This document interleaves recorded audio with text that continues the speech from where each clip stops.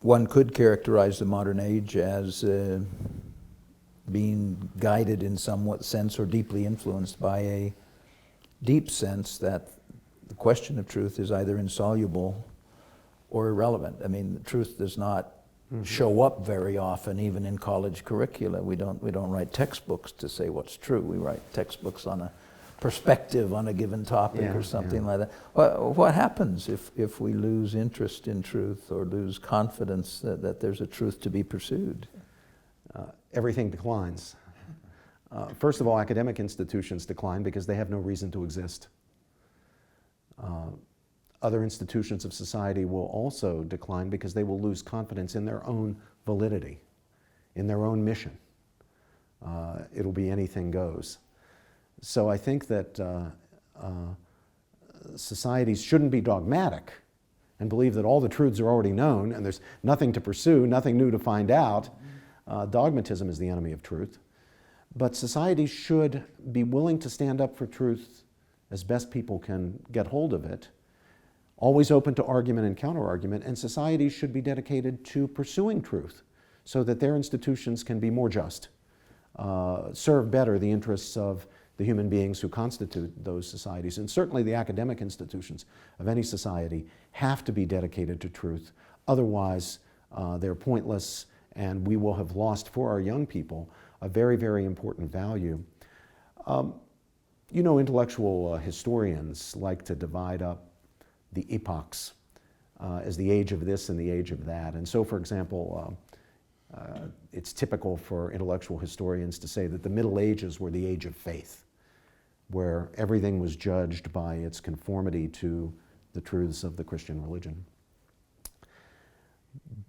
The same people tell us that the Enlightenment was the age of reason. So now the standard of all judgment, the standard of good and bad, the standard of true and false, just and unjust, is the standard of rationality. Now those are both oversimplifications. The Middle Ages, think of the philosophers, the great philosophers, people like Thomas Aquinas and Maimonides on the Jewish side, very deeply dedicated to truth as well as to faith, because of course on the Christian understanding there's no tension or contrast or contradiction between faith and reason. Rather they are united.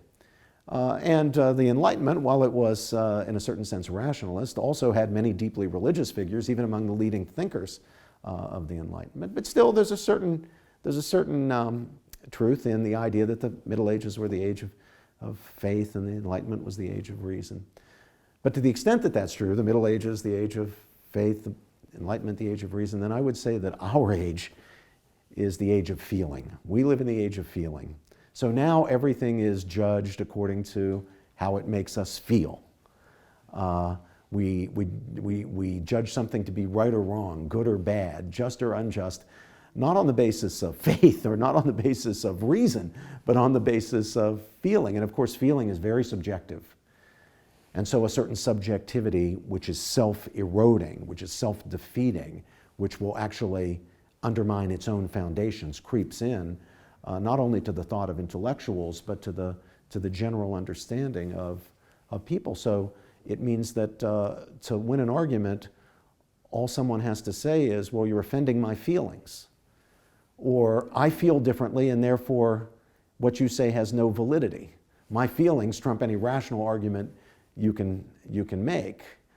We're not going to do very well, and we're probably not going to last very long as we are the age of feeling.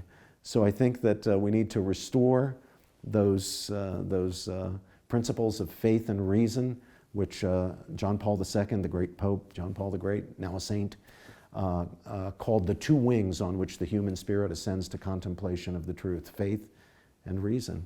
And that's such a beautiful metaphor, I think.